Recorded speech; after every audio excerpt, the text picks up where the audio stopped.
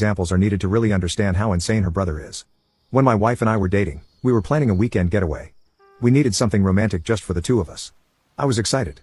I imagined a cozy cabin in the mountains where we could enjoy some much-needed alone time. But before we even finalized the details, my wife said she needed to check with her brother first. I laughed it off at the time. I figured she was just being considerate. Maybe he was protective because he's her only sibling, I thought. But then, she actually called him to ask if we could stay at the cabin.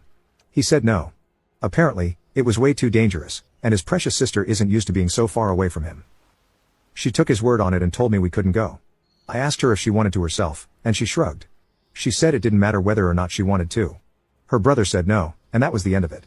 We ended up staying at my house for the getaway as it was the only place her brother deemed safe. That was a huge red flag, and I wish I hadn't ignored it. While we were dating, there were countless times during our dates when her brother would call, sometimes more than once,